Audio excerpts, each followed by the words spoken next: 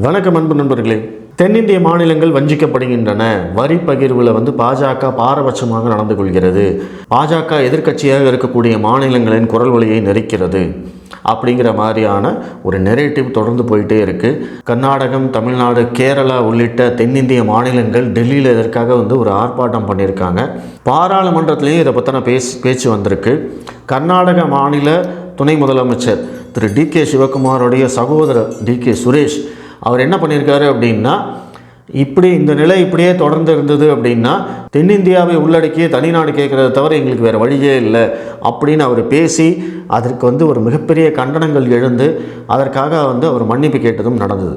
இது தொடர்பாக பாராளுமன்றத்தில் நிறைய கேள்விகள் கேட்கப்பட்டது. காங்கிரஸுடைய எதிர்க்கட்சி தலைவர் அதிர் ரஞ்சன் சௌத்ரி அவர் இது தொடர்பாக நிர்மலா சீதாராமன் அவர்கள்ட்ட இந்த கேள்வியை முன் வச்சார். கர்நாடகா, தமிழ்நாடு உள்ளிட்ட தென் மாநிலங்கள் இந்த மாதிரியான ஒரு குற்றச்சாட்டு சொல்கிறாங்க.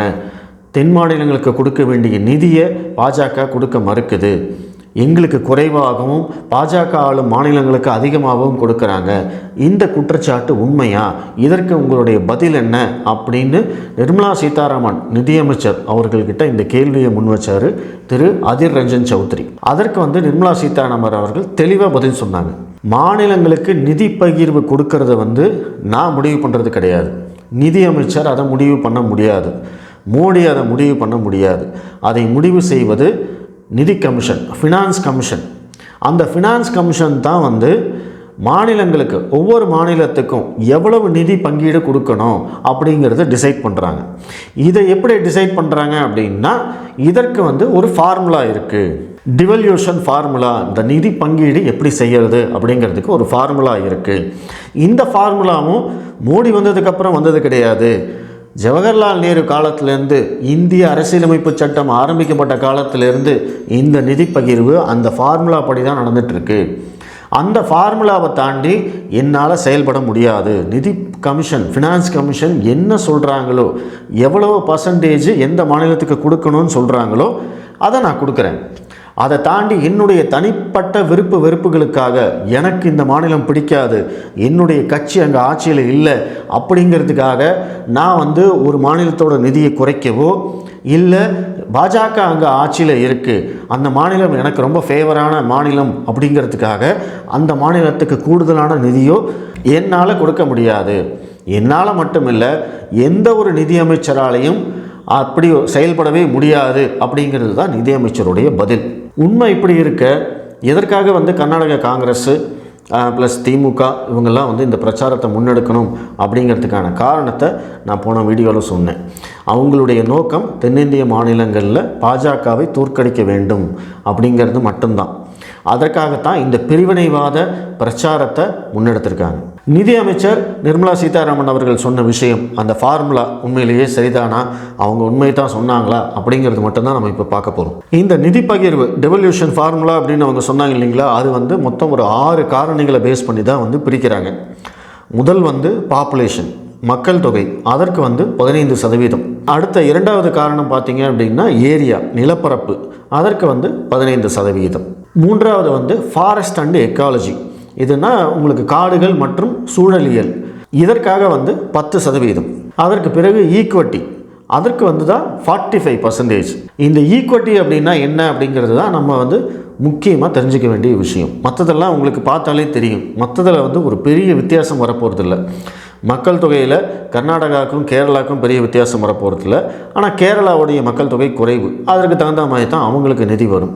அதுவே நீங்கள் உத்தரப்பிரதேசத்தை எடுத்துட்டீங்க அப்படின்னா அவங்களுடைய மக்கள் தொகை நாட்டிலேயே அதிகமான மக்கள் தொகை கொண்ட மாநிலம் அதுதான், 23 கோடி.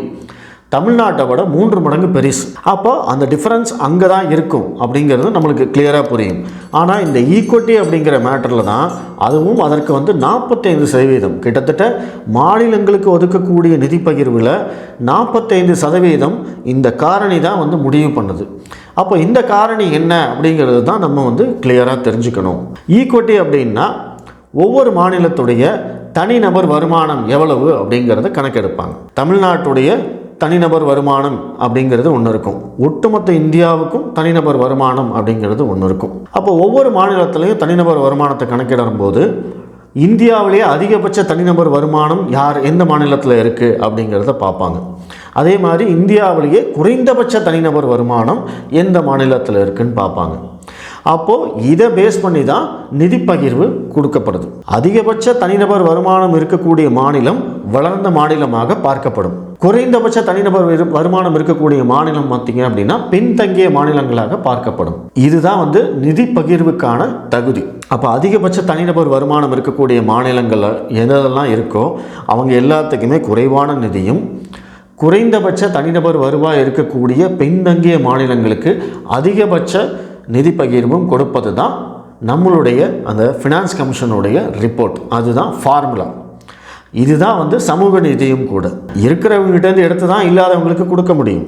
நான் வந்து 100 ரூபா வரி கட்டுறேன், எனக்கு 100 ரூபாயை திருப்பி கொடு அப்படின்னு கேட்டேன் அப்படின்னா என்னுடைய 100 ரூபாயை எடுத்து தான் வரி கூட கட்ட முடியாமல் அடிப்படை வசதிகள் கூட இல்லாமல் இருக்கிறவனுக்கு அரசாங்கத்தால் ஏதாவது செய்ய முடியும்.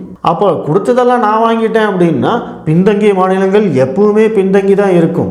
என்னை விட பின்தங்கிய நிலையில் இருக்கக்கூடிய இன்னொரு நபர் அவர் எப்பவுமே பின்தங்கிய நிலையில் தான் இருப்பார். அவரால் ஒரு காலத்திலையும் முன்னேறவே முடியாது. அவருக்கு அரசாங்கம் எந்த விதமான உதவியும் செய்ய முடியாது. இந்தியா என்ற நாட்டினுடைய சமூக நீதி அரசியலமைப்பு சட்டத்திலேயே இருக்குது. அதற்கு ஏற்றபடி தான் இந்த நிதி பகிர்வு ஃபார்முலாவும் இருக்குது. அடுத்த 5வது காரணம் டாக்ஸ் அண்ட் ஃபிஸ்கல் எஃபர்ட்ஸ். வரி வருமானம் ப்ளஸ் கடன்கள் மேலாண்மை இதெல்லாம் வந்து எப்படி மேனேஜ் பண்ணுறாங்க அப்படிங்கிறத பொறுத்து அதுக்காக வந்து 2.5% ஒதுக்கியிருக்காங்க. இது ஒன்றும் பெரிய டிஃப்ரென்ஸ் வரப்போகிறது இல்லை. டெமோகிராஃபிக் பர்ஃபார்மன்ஸ் அதற்கு வந்து பார்த்திங்க அப்படின்னா 12.5% ஒதுக்கியிருக்காங்க. ஸோ இதெல்லாமே வந்து மோரார்லெஸ் சேமாக தான் இருக்கும். ஆனால் எங்கே ஒரே ஒரு பிரச்சனை அப்படின்னா அந்த ஈக்விட்டி அப்படின்னு நான் சொன்னேன் இல்லைங்களா, அங்கே தான் வந்து பிரச்சனையாக இருக்கும். இப்போ உதாரணத்துக்கு நீங்கள் தமிழ்நாட்டை எடுத்துக்கிட்டிங்க அப்படின்னா தமிழ்நாட்டில் தனிநபர் வருமானம் மற்ற மாநிலங்கள் கம்பேர் பண்ணுறம்போது நம்ம வந்து அதிகமாக இருப்போம்.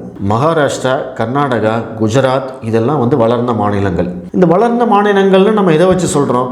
இங்கே இருக்கக்கூடிய மக்களுடைய வாழ்க்கை தரம் மிக அதிகமாக இருக்கும். இங்கே இருக்கக்கூடிய அடிப்படை வசதிகள், கல்வி, மருத்துவம், பொருளாதாரம், சாலை கட்டமைப்பு, உள்கட்டமைப்பு இது எல்லாமே வந்து வளர்ந்த மாநிலம் அப்படிங்கிற போது இது எல்லாமே ஜாஸ்தியாக இருக்கும். ஸோ இதை வச்சு தான் வந்து தமிழ்நாடு வளர்ந்த மாநிலம் அப்படின்னு சொல்கிறோம். அப்போ இங்கே வந்து ஒரு கல்வி இருக்குது, மருத்துவ வசதிகள் இருக்குது, தொழில் வளம் இருக்குது.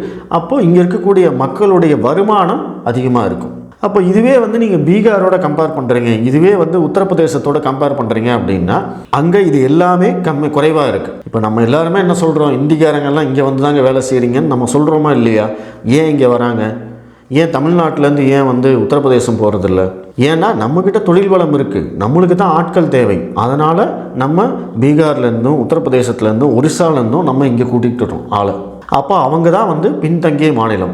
அப்போ அந்த மாநிலத்திலேயே அவங்க வந்து வேலை செய்யணும். அந்த மாநிலத்துடைய கல்வி, மருத்துவம், பொருளாதாரம், தொழில் வளம், உள்கட்டமைப்பு இது எல்லாத்தையுமே வந்து மேலே கொண்டு வரணும், முன்னுக்கு கொண்டு வரணும் அப்படின்னா அவங்களுக்கு அதிகமாக நிதி ஒதுக்கினா மட்டும்தான் நடக்கும்.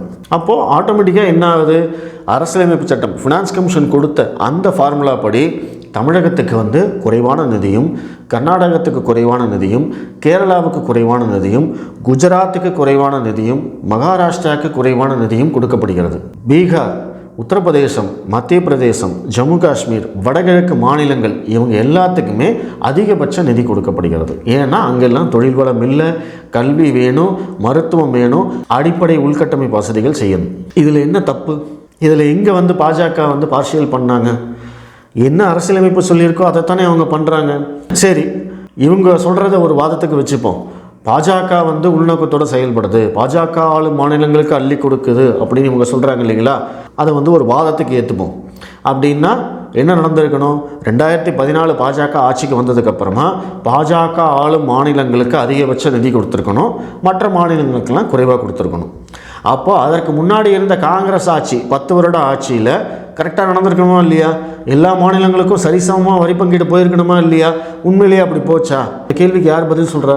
அந்த டைமும் வந்து பார்த்திங்கன்னா ஃபினான்ஸ் கமிஷன் என்ன ரிப்போர்ட் கொடுத்துருக்கோ, என்ன ஃபார்முலா கொடுத்துருக்கோ அதன்படி தான் வந்து நிதி பகிர்வு நடந்திருக்கு. இப்போ நடந்துட்டு இருக்கிறது 15வது ஃபினான்ஸ் கமிஷன், 16வது ஃபினான்ஸ் கமிஷன். இனிமேல் இப்போ தான் வந்து அவங்க ஃபார்முலாலாம் போட்டுட்ருக்காங்க, அதுக்காக ஒர்க் பண்ணிகிட்ருக்காங்க. நாடு சுதந்திரம் அடைந்ததுலேருந்து தொடர்ந்து வந்து அந்த ஃபினான்ஸ் கமிஷன் வந்து மாறிட்டே இருக்கும். ஒவ்வொரு 5 வருடமும் அவங்க வந்து அந்த ஃபினான்ஸ் கமிஷனை ரீஃபார்ம் பண்ணிகிட்டே இருப்பாங்க. அப்போ இதற்கு முன்னாடி காங்கிரஸ் ஆட்சியில் இருந்தபோது 12வது ஃபினான்ஸ் கமிஷன், 13வது ஃபினான்ஸ் கமிஷன் இவங்கெல்லாம் என்ன சொல்லியிருக்காங்களோ அதே தான் இப்போவும் இருக்குது. இப்போ நான் சொன்னேன் இல்லைங்களா, பாப்புலேஷனுக்கு, ஏரியாவுக்கு, டெமோகிராஃபிக்கு, அந்த ஈக்விட்டிக்கு, இதுக்கெல்லாம் அந்த பர்சன்டேஜ் போட்டிருக்காங்க இல்லைங்களா, அதே சதவிகிதம் தான் இதுக்கு முன்னாடி இருந்த ஃபினான்ஸ் கமிஷன் ரிப்போர்ட்லேயும் இருக்குது. அப்போ காங்கிரஸ் ஆட்சி காலத்துலேயும் பார்த்தீங்க அப்படின்னா இதே மாதிரியான நிதி பங்கீடு தான் நடந்திருக்கு. அப்பவும் வந்து தமிழகம், கர்நாடகம், கேரளம், ஆந்திரம், குஜராத், மகாராஷ்டிரா இவங்களுக்கெல்லாம் குறைவான நிதியும், பீகார், உத்தரப்பிரதேசம், மத்திய பிரதேசம், ஜம்மு காஷ்மீர், வடகிழக்கு மாநிலங்கள் இவங்களுக்கெல்லாம் அதிகபட்ச நிதியும் கொடுக்கப்பட்டிருக்கு. காங்கிரஸ் கொடுத்தா சரி, அப்பெல்லாம் வந்து நீங்கள் வாயை மூடிட்டு இருப்பீங்க. ஆனால் பாஜக அதையே செஞ்சால் அதையே வந்து ஒரு விஷ பிரச்சாரமாக முன்னெடுத்து பிரிவினைவாதத்துக்கு நீங்கள் அடிபடுவீங்க. இப்போ புரியுதா உங்களுக்கு கர்நாடக காங்கிரஸ், திமுக உள்ளிட்ட கட்சிகள் ஏன் இந்த நிலைப்பாடை எடுத்திருக்காங்க அப்படின்னு சொல்லிட்டு? அவங்களுடைய நோக்கமெல்லாம் 2024 மக்களவைத் தேர்தலில் தென்னிந்திய மாநிலங்களில் பாஜகவை தோற்கடிக்க வேண்டும் என்பது மட்டும்தான். அதை தவிர வேறு எந்த நோக்கமும் கிடையாது. அதற்காகத்தான் இந்த பிரச்சாரத்தை அவங்க முன்னெடுத்திருக்காங்க. திமுகவுடைய, காங்கிரஸுடைய இந்த பிரச்சாரத்தில் உண்மை இருந்தது அப்படின்னா அவங்க என்ன பண்ணணும் அப்படின்னா, 10 வருஷம் காங்கிரஸ் ஆட்சி 2004 முதல் 2014 வரை, அந்த 10 வருஷத்தில் ஒட்டுமொத்த இந்தியாவுக்கும் மாநில வாரியாக நிதி பகிர்வு அளித்த அந்த பட்டியல். 10 வருஷம் பாஜக ஆட்சி 2014 2024 இப்போ முடிய போகுது. அது வரைக்கும் இந்த 10 வருடங்களில் மாநிலங்களுக்கான நிதி பகிர்வு பட்டியல், இது ரெண்டையும் எடுத்து முன்னாடி வைங்க. அப்போ மக்களுக்கு தெரியுமில்ல, காங்கிரஸ் ஆட்சியில் தமிழகத்துக்கு எவ்வளோ நிதி வந்தது, எத்தனை பர்சன்டேஜ், பாஜக ஆட்சியில் தமிழகத்துக்கு எவ்வளோ நிதி வந்திருக்கு, எவ்வளோ பர்சன்டேஜ், நாங்கள் ஒப்பிட்டு பார்த்துக்கிறோம். நீங்கள் சொன்னது உண்மையாக இருந்ததுன்னா அப்போ நாங்களே குரல் கொடுக்குறோம், மக்களும் சேர்ந்து போராடலாம். ஆனால் உண்மை அது இல்லைன்னு உங்களுக்கு தெரியும். உங்களால் அந்த மாதிரியான ஒரு வெள்ளை அறிக்கை ரிப்போர்ட் கொடுக்கவே முடியாது. காரணம், அந்த ஃபினான்ஸ் கமிஷன் தான் முடிவு பண்ணுறாங்க. பாராளுமன்றத்தில் நிதியமைச்சர் சொன்னது 100க்கு 100 உண்மை. நிதியமைச்சர் தன்னுடைய விருப்பு வெறுப்பின் பேரில் நிதியை ஒதுக்க முடியாது. இதுதான் உண்மையான விஷயம். அதனால் தயவு செய்து திமுக மற்றும் காங்கிரஸுடைய இந்த பிரிவினைவாத சிந்தனைக்கு பலியாகாதீங்க. ஒருவேளை திமுக காங்கிரஸ்காரங்க இதை பார்த்தாலுமே நான் சொல்கிற மாதிரி அந்த பட்டியல் எடுத்து முன்னாடி வைங்க. 10 வருஷம் காங்கிரஸ் ஆட்சியில் எவ்வளோ வந்தது, 10 வருஷம் பாஜக ஆட்சியில் எவ்வளோ வந்தது, இது ரெண்டையும் எடுத்து வச்சுட்டு அதுக்கப்புறமா நீங்கள் பேசுங்க. அப்போ நீங்கள் வந்து புள்ளி விபரத்தோடு சொல்லுங்கள், ஒப்பிட்டு சொல்லுங்கள். பாருங்கள், காங்கிரஸ் ஆட்சியில் எனக்கு வந்து 10% கிடச்சிருக்கு, பாஜக ஆட்சியில் எனக்கு வெறும் 5% தான் கிடச்சிருக்கு, அப்படி சொல்லுங்கள். அப்போ தான் வந்து நீங்கள் சொல்கிறது உண்மை அப்படின்னு நம்பும். அப்போ பேசுவோம். அது வரைக்கும் நீங்கள் செய்வது பிரிவினைவாதம், பிரிவினைவாதம், பிரிவினைவாதம் மட்டுமே. நன்றி.